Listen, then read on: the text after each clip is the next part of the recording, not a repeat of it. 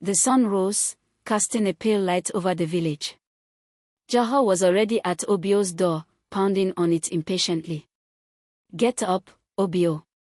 We are not done yet." Obio groaned but obliged, stepping out with tired eyes. He glanced back at Amora, who stood in the doorway, her face tight with worry. "Stay here," he said softly. "I'll handle this." Joho was relentless. "We are going back to the river. I want to see if there's more where that scale came from." Obio hesitated but agreed, knowing Joho wouldn't take no for an answer. As they pushed off from the shore, Mori watched from a distance, her guards hidden in the thick reeds. Unbeknownst to Joho and Obio, one of Mori's guards slipped silently into the water, his massive form moving effortlessly beneath the surface. In his hand, he clutched a single golden scale, glowing faintly. As Obio cast his net, the guard swam beneath it, placing the scale among the tangled strands before disappearing into the depths. The water rippled, and the net pulled taut. Obio hauled the net in, his muscles straining. Among the wriggling fish, the scale gleamed like a beacon. "Another one," Joho whispered, his voice tinged with awe and greed. Joho reached for it immediately, but Obio slapped his hand away. "Don't," Obio warned, his voice low and firm.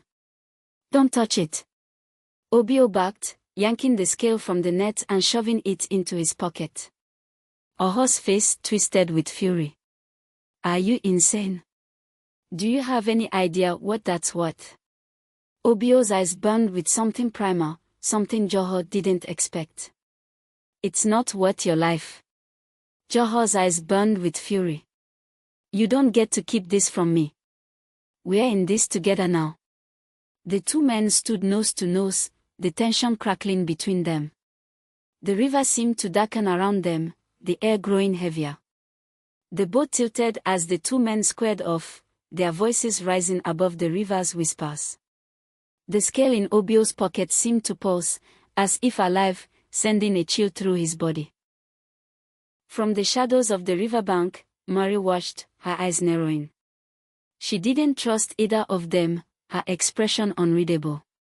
She could smell the scale's power, its faint hum reaching her like a distant call. But more than that, she could feel the familiar, "But for now I'll just keep watch." In the hot deep in the woods, color stirred. Her body ached, her legs weak and unfamiliar.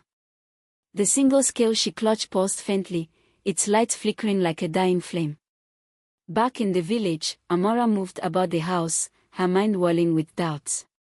She couldn't ignore the unease that had crept into her chest. First, the scale. Then, Joho's strange persistence. And now, this wanderer, Mari, who had arrived unannounced and far too conveniently. As Amora cleared the dishes from the previous night's meal, she noticed something odd. Joho's bag left unattended near the doorway. Against her better judgment, she crept closer, her heart pounding. She knelt and opened the bag carefully.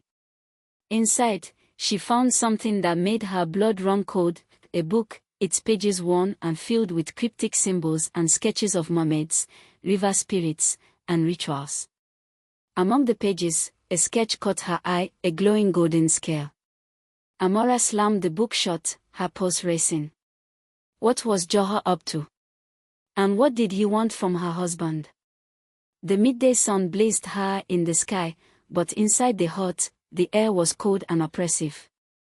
Amora stood near the doorway, her children playing outside in the golden light, oblivious to the shadows that loomed over their family. She watched Mori returning from the village square, her long, flowing cloak trailing behind her like a dark omen. Amora, her body tense with the knowledge that this moment was inevitable, stepped forward and called out, "Mori!" The word sliced through the air like a blade.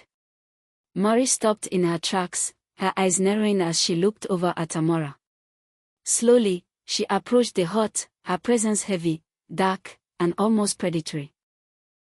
"You're going to tell me the truth?" Amora demanded, her voice low but steady, though her pulse hammered in her ears.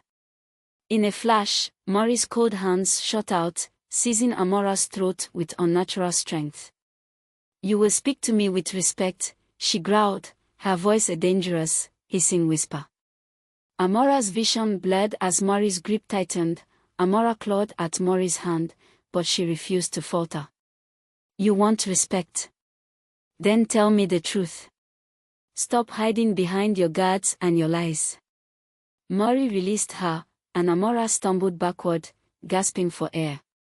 Mori's piercing gaze softened ever so slightly, as if she had finally decided to measure Amora's worth.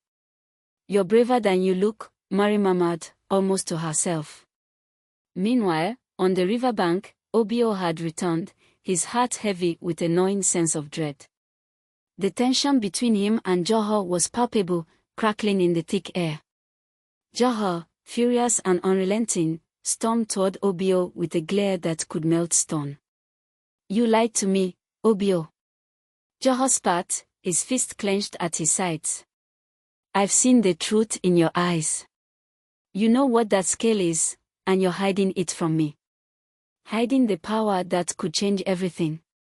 Obio didn't flinch, his expression hardening. "I told you, I found it in the net. I've told you everything." His voice was calm, but his eyes were sharp. Johor's rage exploded, and he shoved past Obio, glaring toward the horizon. "You don't understand what you're dealing with. I won't be a fool any longer. I'll find someone else who can help me. The river hides its secrets, but I won't stop until I uncover them." Obio watched as Johor stormed off toward the village, his fist clenched tightly by his sides. The younger man's frustration rippled through the air, but it was an opportunity for Obio, a fleeting chance to slip away unnoticed. With a silent glance toward the river, Obio made his move. He waited until Johor was out of sight, then crept into the dense trees that surrounded the hut. The dim light filtering through the cracks in the hut danced over color's still form, making her look even more otherworldly. Obio crouched beside her, his knees digging into the dirt floor as he hesitated, his hand hovering over the basin of water. His breathing was shallow, his heart drumming so loudly in his ears that it drowned out everything else. He soaked the cloth, wringing it out methodically, almost ritualistically. The water dripped in rhythmic plinks into the basin, the sound unnervingly loud in the silence. His hand, damp and trembling, brought the cloth to her forehead. Her skin was like ice beneath the warm fabric, the contrast startling him. A shiver traveled through his body as he slowly wiped away the faint sheen of sweat dot as he walked. His eyes wandered, unwillingly at first, then with an undeniable pull. Her features were delicate, almost ethereal, her lips slightly parted as though she were whispering secrets to the air. The curve of her neck caught the light, smooth and pale, drawing his gaze downward. He dragged the cloth along her collarbone, swallowing hard as his fingers brushed her skin. It wasn't intentional, or so he told himself, but the sensation was electric, like touching forbidden fire. "Color," he murmured, his voice hoarse. His hand moved lower, his movement slow, deliberate. He brushed the cloth along her arms, her sides, and down to her hands, her fingers so delicate they looked as though they might shatter. His own fingers lingered over hers, tracing the outline of her hand. The silence in the hut became unbearable, the air thick with something unspeakable. His breath grew heavier, his chest tightening as a strange warmth spread through him. He shook his head, trying to dispel the thoughts clawing at the edges of his mind. This wasn't right. This wasn't why he had come here. But when he dipped the cloth into the basin again and returned to her legs, his hands lingered longer. He traced the lines of her form, his eyes drinking in every detail. He wasn't sure if it was pity, protectiveness, or something darker that compelled him, but he couldn't stop. His hand paused, hovering above her skin, and for a moment, he wondered, what would it feel like if I was to? "No," he growled, his voice cracking as he flung the cloth back into the basin. He stumbled to his feet, his head spinning. He grabbed one of Amora's wrappers, shaking as he draped it over her. His fingers brushed against her cheek, lingering for a second too long. Then, as though something inside him broke, he leaned down and pressed a trembling kiss to her forehead, his lips burning against her cool skin. "I'll be back," he whispered, his voice shaky. He turned abruptly and left the hut, his footsteps heavy as the weight of what he had done, what he had thought, clung to him like a shadow. Back on the riverbank, Obio had returned, his heart heavy with a gnawing sense of dread. He wanted her all to himself. The tension between him and Joho was palpable, crackling in the thick air. As he collected his fish, with his mind full of thoughts of color, he returned home farther down the river. Joho found a young fisherman eager to prove himself. The man was foolish enough to agree to accompany Joho back into the waters, drawn by the promise of riches and knowledge, things Joho could offer, but at a price. They set out on the river together, their small boat gliding across the water with unnatural ease. But Joho's mind was clouded, consumed by thoughts of the scales and the power they might hold. Oblivious to the dangers lurking beneath the surface, the young fisherman paddled with all his might, unaware that the water around them was growing colder, darker. Something was stirring beneath the river's surface, something ancient. The river was calm, deceptively so, the surface shimmering under the midday sun. The young fisherman sat nervously at the edge of the boat, his hands gripping the oar so tightly his knuckles turned white. Joho sat at the stern, his eyes fixed on the water, his jaw clenched with impatience. He had pushed Obio too hard and now had to rely on this fool. A sudden ripple disturbed the glassy surface. The fisherman froze, his breath hitching. "Did you see that?" he whispered. Joho barely glanced at him. "Focus on the nets. We don't have time for your fear." But before the fisherman could respond, the water erupted. A pale hand, its webbed fingers tipped with sharp claws, shot up and grabbed his ankle. He screamed, the sound piercing and raw, but it was cut short as he was yanked into the river with such force that the boat rocked violently. The water swallowed him whole, leaving only the ripples of his thrashing limbs. Beneath the surface, the fisherman's white, terrified eyes locked onto a figure, a woman, but not quite. Her skin gleamed an iridescent silver, and her hair flowed around her like living tendrils. "Keto." Her lips peeled back in a snarl, revealing rows of jagged, predatory teeth. She didn't hesitate. Her claws raked across his chest, shredding fabric and flesh in one violent motion. Blood clouded the water, and the fisherman's attempts to fight back were futile. Keto wrapped her arms around him, her strength otherworldly, and drove him deeper into the river's depths. She twisted his body violently, her nails digging into his throat, cutting off his screams. The water grew darker, colder. His struggles weakened until his body went limp. Keto released him, letting his lifeless form drift slowly into the abyss. Her chest heaved as she looked down at her victim, satisfaction flickering in her piercing, inhuman eyes. Then, with a powerful flick of her tail, she surged back toward the surface. The boat rocked again as Keto's head broke the water. Joho barely flinched, though his eyes narrowed as he watched her grip the edge of the boat, her arms drenched in streaks of crimson. She tilted her head, a sly grin spreading across her face. "Well," she purred, her voice low and laced with malice. "What do you want with the scales so badly, Joho?" Joho leaned forward, his expression calm but calculating. "The scales are power, real power. They're the key to something far greater than this pitiful river. With enough of them, I can control the tides, the waters, even the land itself. But I need them, and I need the magic locked inside them." Keto's grin widened, her sharp teeth glinting in the sunlight. "Magic? You mean the kind of magic that enslaves my kind, don't you?" Her voice dripped with venom, but there was a flicker of intrigue in her eyes. Joho's lips curled into a thin smile. "You're smarter than most. Yes, the book I have holds the secrets to harnessing that power, but I can't unlock it without the scales. You help me, and I'll give you what you want." Kato's grip on the boat tightened, her claws digging into the wood. "And what do you think I want?"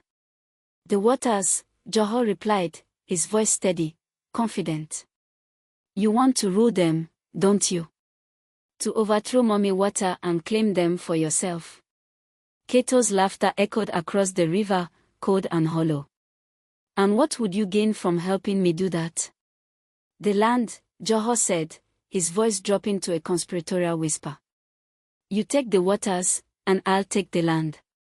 Together, we'll control everything. No one will dare challenge us."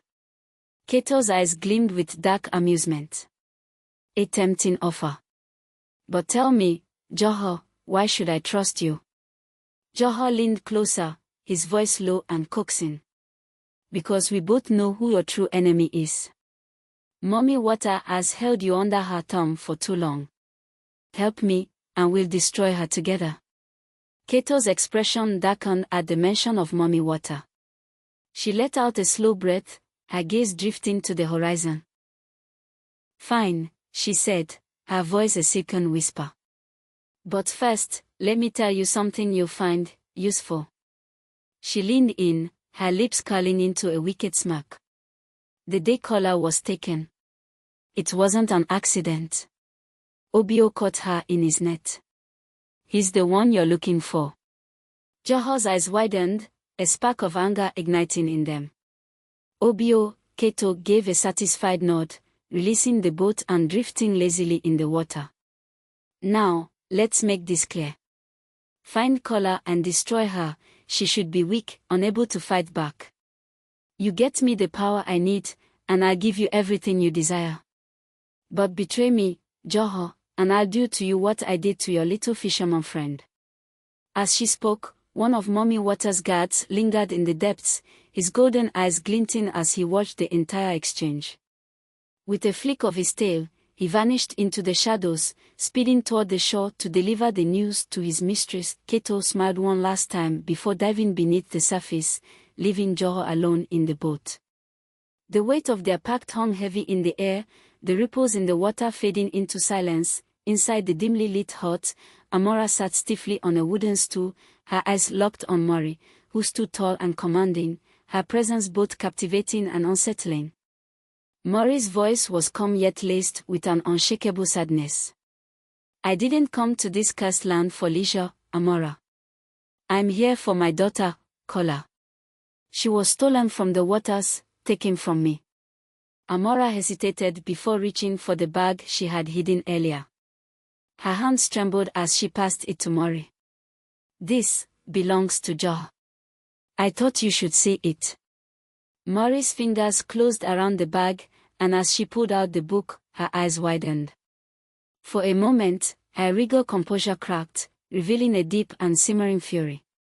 She ran her fingers across the worn cover, her nails lightly scratching the surface.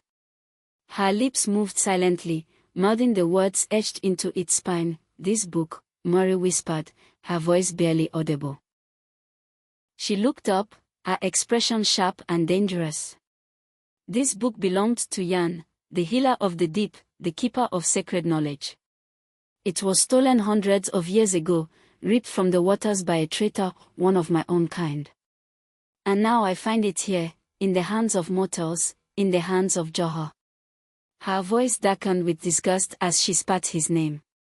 Amora blinked, confused. "What do you mean, one of your own kind?" Mori's gaze bore into her, unrelenting. "The blood that runs in your veins, Amora, is not entirely human. It is the blood of the traitor, the mermaid who betrayed Yan and delivered this book into the hands of land dwellers. It is why I suspected you. I can sense it within you, even if you do not know it." Before Mori could explain further, the door to the hut creaked open. One of her guards stepped in, his eyes downcast as he knelt on one knee. "My queen," he said, his voice low and urgent. Mori's eyes locked with his, glowing faintly as she reached for him, her palm hovering just above his head. The guard flinched but did not move. A ripple of magic passed between them, and Mori's eyes widened as flashes of his vision poured into her mind. She saw it all. The river.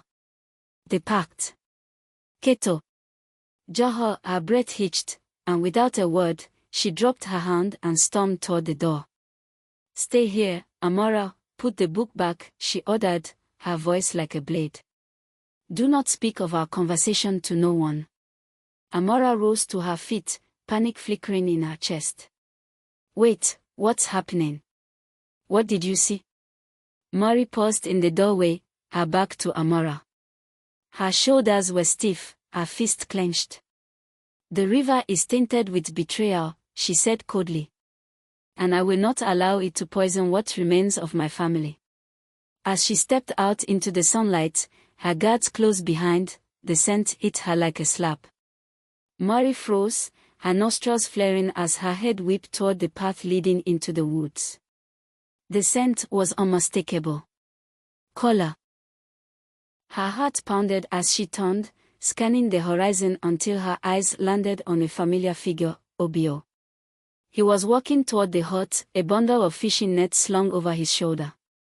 Mori's lips parted in a silent snarl, her sharp teeth glinting faintly in the light. The scent of color clung to him like a second skin, growing stronger as he passed. But she did not stop. The urgency of what she'd seen in her guard's vision drove her forward, her pace quickening as she neared the river. Her guards trailed behind her, their hands resting on the hilts of their weapons, ready for battle. The waters called to her, rippling with unease, as if sensing the storm that was about to break. As Mori approached the river, she raised her arms, her fingers moving in intricate patterns. The air around her grew colder, and a faint shimmer of energy radiated from her body. A thick, swirling fog began to rise from the damp earth and the water surface, spreading out like a living thing. It crept through the trees and over the village path, blanketing everything in its path with an eerie white veil. The guards, understanding Mori's intent without a single word spoken, moved silently behind her. The fog grew denser, shrouding the area so completely that even the sun's rays struggled to penetrate its depths. The village sounds faded into the background, swallowed by the unnatural stillness of the mist. Mori turned to her guards, her voice low but commanding. We go unseen. No one must witness what happens next. The two guards nodded in unison, their expressions stoic. As they reached the water's edge, Mori stepped into the shallows, the river lapping at her ankles. She inhaled deeply, her chest rising as she drew the power of the water into herself. Slowly, her appearance began to change. Her legs shimmered, the skin splitting like cracked porcelain, revealing the glistening, scaled tail beneath. Her eyes glowed a fierce, unearthly green, and her hair, now damp with river mist, coiled around her shoulders like living tendrils. Behind her, the guards followed suit.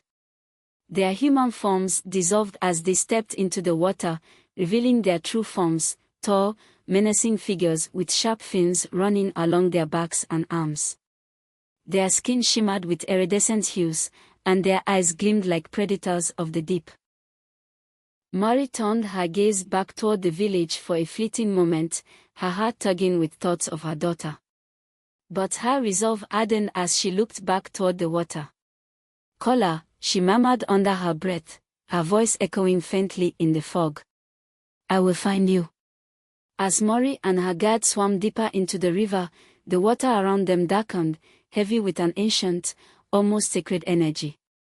The current seemed to pull at Mori, guiding her toward a place she had not visited in centuries, the grotto of healing.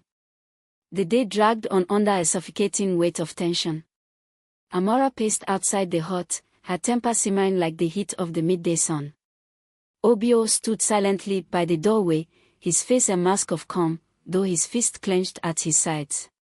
Finally, Amora stopped and whirled on him, her voice like a whip crack. Tell me the truth, Obio. What are you hiding? She hissed, her eyes burning with frustration. Jaha is dangerous, and whatever you're caught up in, it's putting us all at risk. Obio looked at her, his jaw tightening.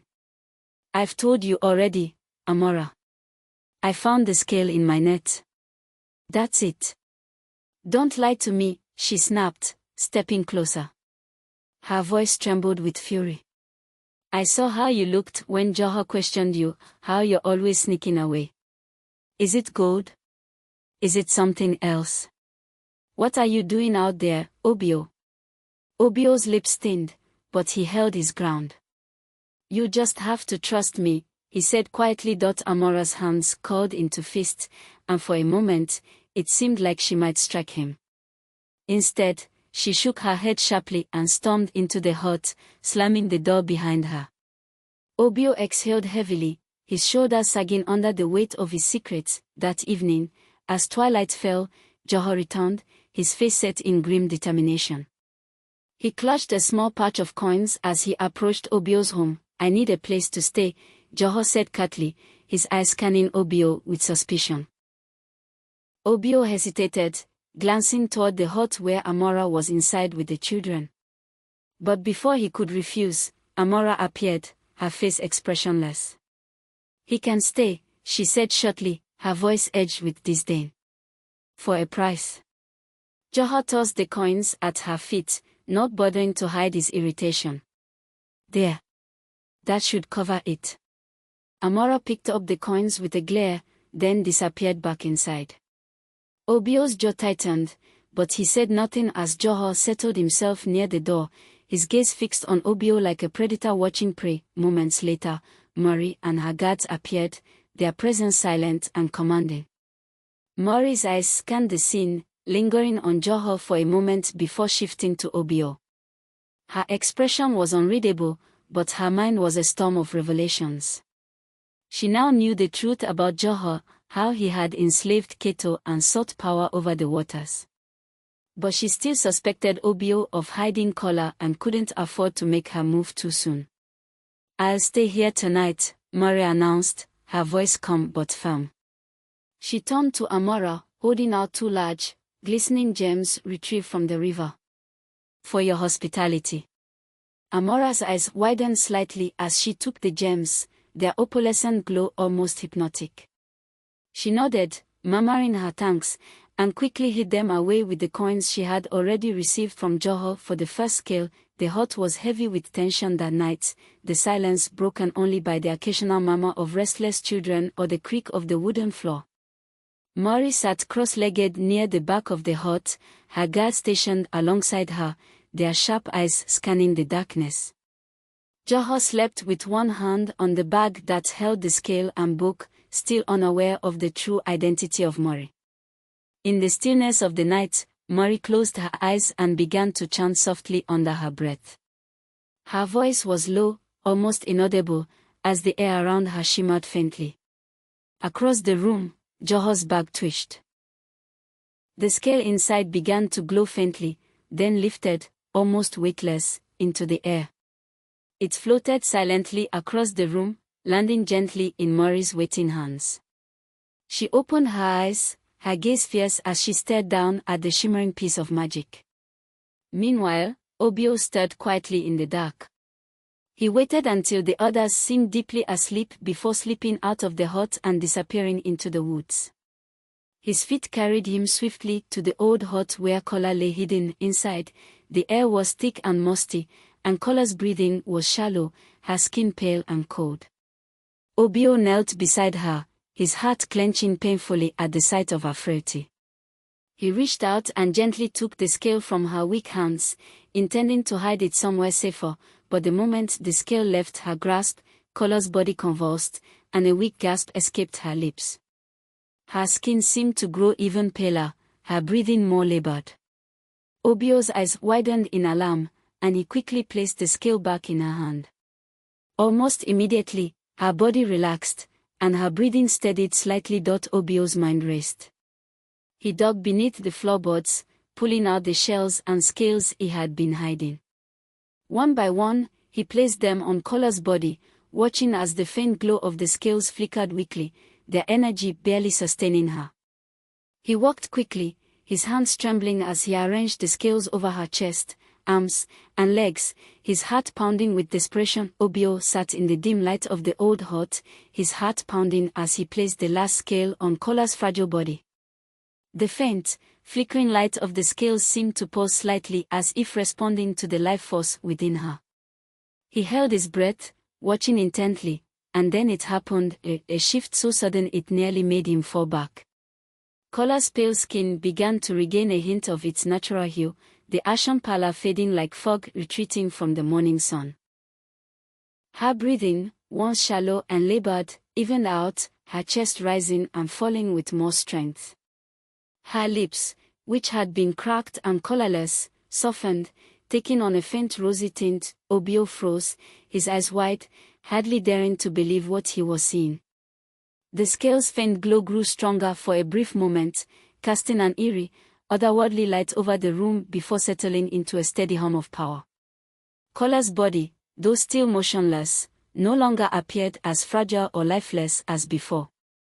The sharp edges of death that had seemed to cling to her only moments ago had begun to retreat. He leaned closer, his voice trembling. "Collar, can you hear me?" There was no answer. Her eyes remained closed, her body still unmoving, but the change was undeniable. She wasn't fully healed, but she was no longer teetering on the brink of death. Obio exhaled a shaky breath, the weight on his chest lifting slightly.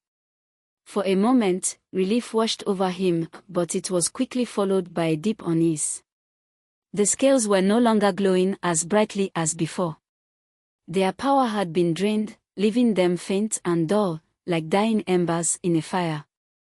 Obio's stomach twisted as he realized the truth. Their energy was limited, and whatever life they had given to Collar might not last. "I'll save you, my love," he muttered, his voice low and desperate. "I'll do whatever it takes."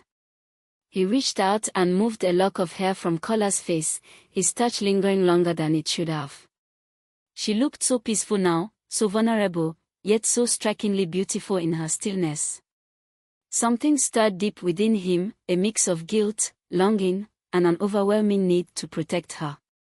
"I'll be back," he whispered, his lips brushing her forehead with a tender kiss. "I promise." Obio stood, his resolve hardening. He carefully concealed the remaining scales and shells beneath the floorboards, ensuring they were hidden from any prying eyes. Then, with one last glance at Collar, he slipped out of the hut and disappeared into the night, his thoughts racing. The forest seemed alive around him, the air humming with an unnatural energy. As he made his way back to the hut, the faint whisper of the river seemed to echo in his ears, calling him back to Collar. All he could ever think of was Collar, her faintly glowing form seared into his mind. Back at the hut, the scales continued to hum softly, their glow faint but steady. Collar's fingers twitched ever so slightly, her lips parting as if to speak. But the room remained silent, save for the rhythmic sound of her steady breathing. And somewhere, deep in the shadows of the river, something ancient stirred, its presence watching, waiting. The bond between Collar and the scales had not gone unnoticed, and unseen eyes now marked her, their intent shrouded in a darkness as deep as the water itself. If you like this story and would like to see what happens next, please comment, like and share. Until next time, bye.